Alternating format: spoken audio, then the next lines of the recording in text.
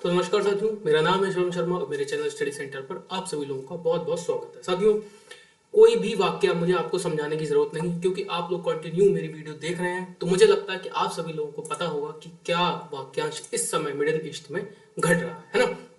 देखिए, आज का जो हमारा आर्टिकल है वो है कि क्या इसराइल सच में युद्ध रोकेगा।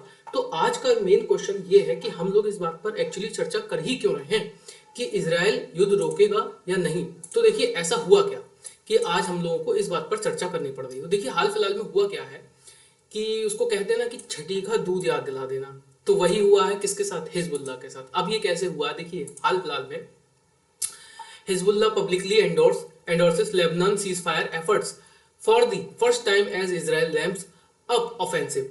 यहाँ पर जो हिजबुल्लाह का इस समय का जो डेप्यूटी चीफ है, ठीक है, क्या नाम है इसका, अब्बास अल लावती, ये कह रहा है कि भाई जो है, जो लेबनान सरकार है वो जो इसराइल से सीज फायर की जो मांग कर रही है, हम उसका समर्थन करते हैं। ये इन महाशय का कहना है। अब ये ऐसा कह क्यों रहे हैं?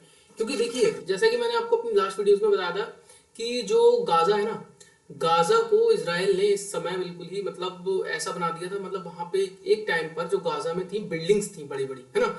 अभी इसराइल ने उसको ऐसा बना रखा है, गाजा को एकदम फ्लैट जिसको कहते हैं।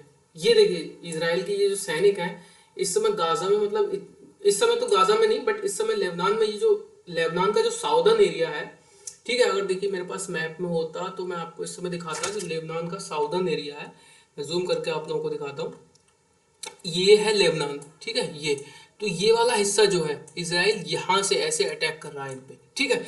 और यहाँ पर जो इसराइल ने लेबनान का जो साउदर्न एरिया है उसको ऑलमोस्ट, मतलब बहुत सारा साउदर्न एरिया लेबनान इसराइल की सेना ने इस समय अपने कब्जे में कर रखा है, ठीक। अब यही कारण है कि जो इनका जो चीफ है वो इस समय कह रहा है कि इसराइल जो है अब वो कर दे, क्या कर दे, सीज फायर कर दे, ऐसी ये मांग कर रहे हैं, ठीक है। यहाँ पर आप देख सकते हैं इसको कहते हुए, ठीक है।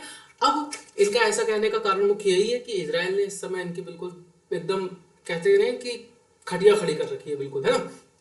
तो देखिए, हाल फिलहाल में ये जो घटनाएं घटी हैं, अब ये ऐसी बात क्यों आई कि इसराइल से ऐसा कहा जाए सीज फायर करने के लिए, और क्या ऐसे कयास हुए कि मतलब इसराइल इसमें जो है सीज फायर कर सकता है। तो देखिए, आपको अभी आप लोगों को पता होगा कि इसराइल ईरान के जो राष्ट्रपति थे, जो हाल फिलहाल में आपने देखा था कि उन्होंने एक दौरा किया था कतर का, ठीक है। आपने अगर याद हो आपको, यहाँ पर है आपका कतर, ठीक है।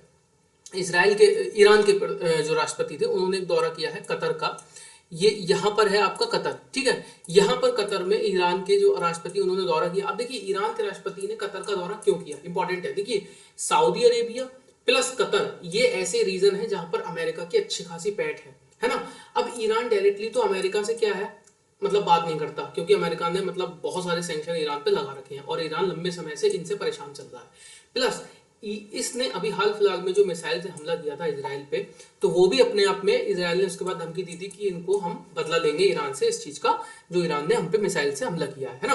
तो ईरान की जो चाल है इस समय, वो कतर के थ्रू, मतलब कि क्योंकि कतर में हर उसके लीडर बैठते हैं, ठीक है। कतर में याद रखिएगा, कतर में अमेरिका के भी लीडर हैं, ठीक है, और कतर में ईरान के भी हैं, कतर में हमास के भी हैं, कतर में हिजबुल्लाह के, सारे लोगों के लीडर यहाँ से वो होते हैं, कनेक्ट होते हैं। तो कहीं ना कहीं यही कारण था कि जो ईरान के राष्ट्रपति थे उन्होंने पहले से ही कयास लगाने चालू कर दिए थे कि हम कतर जाएं और कतर से ऐसी बात अमेरिका से बुलवाएं कि हाँ, अब क्योंकि भाई इसराइल अगर इस समय किसी की सुनेगा तो अमेरिका की ही सुन सकता है, अदरवाइज इसराइल तो किसी की सुन नहीं रहा। तो इन्होंने मतलब इनके जो राष्ट्रपति थे, हमले के दौरान, मतलब हमले के जस्ट बाद कतर गए। कतर से इन्होंने शायद अमेरिका से कहलवाया था कि इसराइल को अब स्टॉप हो जाना चाहिए, बट इसराइल इस समय किसी की सुन नहीं रहा। अब देखिए, मेन कारण है कि इसराइल अगर स्टॉप होगा, इसराइल अगर रुकेगा, तो कहीं ना कहीं उसको अपनी जो आर्मी है ना वो लेबनान से पीछे लेनी पड़ेगी। ये बात आप मान के चलिए, क्योंकि जब सीज फायर होता है ना तो इनको अपनी आर्मी पीछे लेनी पड़ती है। अब अगर इसराइल यहाँ से अपनी आर्मी को पीछे लेगा, ठीक है, याद रखिएगा, इसराइल अगर यहाँ से लेबनान से अपनी आर्मी को बैक करता है, तो देखिए अभी इसका ऐसा कोई कारण नहीं बनना है कि इसराइल लेबनान से अपनी आर्मी को बैक करेगा, बिकॉज क्योंकि जो 8 अक्टूबर को पिछले साल जो हमला हुआ था उसमें जो इसराइल के बहुत सारे लोग जो मारे गए थे, उनमें से कई लोगों को जो हमास है, हमास के द्वारा किसकी टेरिटरी में, मतलब हमास की टेरिटरी में ले जाया गया था, इसराइल की टेरिटरी से। तो कम से कम 100 की संख्या में अभी लोग हैं जो अभी तक इसराइल में फंसे, वो हम जो गाजा पट्टी है, पैलेस्टीन में फंसे हुए हैं इसराइल के लोग। आज भी उनके लिए प्रोटेस्ट होते हैं इसराइल के जो वो है मिलिट्री हेडक्वार्टर है उसके आगे, ठीक है। तो कहीं ना कहीं मुझे अभी ऐसा नहीं लगता कि इसराइल अभी रुकेगा, क्योंकि इसराइल कहीं ना कहीं हद तक बहुत सारा जो उसका एरिया है साउदर्न एरिया किसका, लेबनान का, उसको कब्जा करेगा पक्का। क्योंकि इसराइल भी कुछ शर्तें रखेगा ना कि भाई अगर मैं रुकूंगा तो मेरे जो लोग हैं, सिविलियंस हैं, उनको वापस दो। तो कहीं ना कहीं ये ईरान के आगे ऐसी शर्त रखेगा, या फिर ऐसा हो सकता है कि इसराइल एक हमला करे ईरान पे तगड़ा।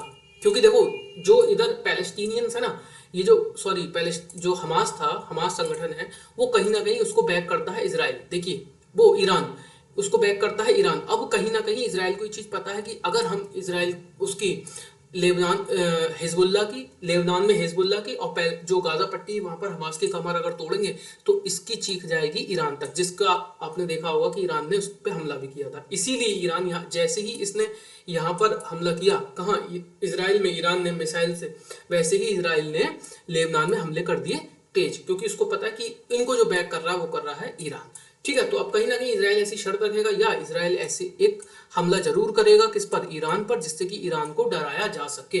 यही कारण है कि ईरान ने हाल फिलहाल में, आप कोई माने चाहे ना माने, ईरान ने कर लिया है सेमनान में परमाणु परीक्षण। जैसा कि आप सभी लोगों को अभी पता है, ईरान का जो सेमनान प्रांत है वहां पर किया गया है परमाणु परीक्षण। ये जो सेमनान प्रोविंस है, यहाँ पर अभी एक भूकंप के झटके देखने को मिला, भूकंप का झटका देखने को मिला, और कई एक्सपर्ट बता रहे हैं कि मे बी ईरान ने परमाणु परीक्षण कर लिया। बट ऑफिशियली ईरान ने इस चीज को मतलब कंसीडर नहीं किया है, ना ही इस पर कुछ ईरान ने जवाब दिया है कि हाँ भूकंप का झटका था या फिर उसने परमाणु परीक्षण किया, क्योंकि वो भी इस चीज को संशय में रखना चाहता है। ऑलरेडी ईरान जो है इतने सारे सैंक्शंस झेल रहा है ना। तो अब देखना होगा कहीं ना कहीं इसराइल अगर रुकेगा तो किन शर्तों पर इसराइल रुकेगा। मुझे नहीं लगता कि इसराइल इस समय रुकेगा, बिकॉज भाई उसके बहुत सारे, इसराइल एक ऐसा कंट्री है जो जाना जाता है बदला लेने के लिए और खासकर अपनी सिविलियंस की प्रोटेक्शन के लिए। तो कहीं ना कहीं मुझे लगता है कि इसराइल एक बहुत बड़े कब्जे पर लेबनान में कब्जा करेगा, वो एरिया पर कब्जा करेगा, प्लस पैलेस्टीन को, जो गाजा पट्टी है उसको तो उसने फ्लैट कर ही दिया है।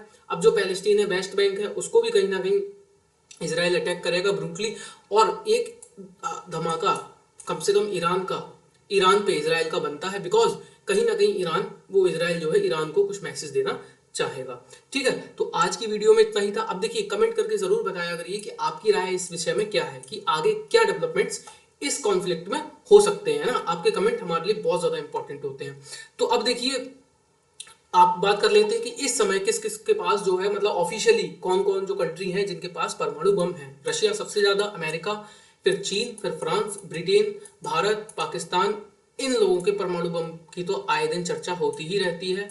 किसके, नॉर्थ कोरिया और पाकिस्तान, क्योंकि ये ऐसे कंट्री हैं इनका कोई भरोसा नहीं है कि इनके परमाणु बम इनसे ही छिन जाए। पाकिस्तान में तो खतरा ज्यादा है, क्योंकि पाकिस्तान में कई आतंकी संगठन इस समय एक्टिव हैं। और नॉर्थ कोरिया भाई, इसने तो हाल फिलहाल में एक बयान भी दिया था, मेरे ख्याल में 2 ही 3 दिन पहले की बात है, जब इसने बयान दिया था कि अगर हम पे किसी ने हमला करने की कोशिश करी तो हम परमाणु हमला करने में जरा भी नहीं चूकेंगे। यही कारण है कि जापान अब अमेरिका से अपना भरोसा खोता जा रहा है, क्योंकि आपने हाल फिलहाल में न्यूज में सुनी होंगी कि जापान में कुछ ऐसी डेवलपमेंट्स चल रही हैं कि जापान भी अपना आर्मी और अपना जो न्यूक्लियर मतलब प्लान है उसको कहीं ना कहीं एक्टिव कर रहा है, धीरे धीरे, है ना, उसको जिंदा कर रहा है।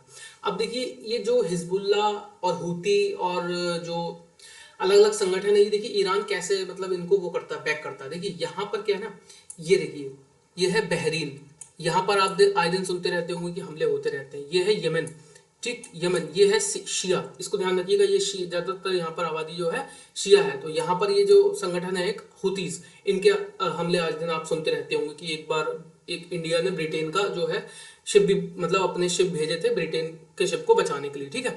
फिर इराक से भी कहीं ना कहीं ये अटैक करवाता रहता है हिजबुल्ला, मतलब ईरान हिजबुल्ला से, और सीरिया में भी हिजबुल्ला कहीं ना कहीं एक मतलब स्ट्रांग वो है। और ये जो पैलेस्टीन टेरिटरी यहाँ पर आप देख रहे हैं, ये रहा लेबनान, ये है लेबनान एरिया। तो कहीं ना कहीं इतने एरिया पे आप मान के चलिए इस समय इसराइल का कब्जा हो चुका है।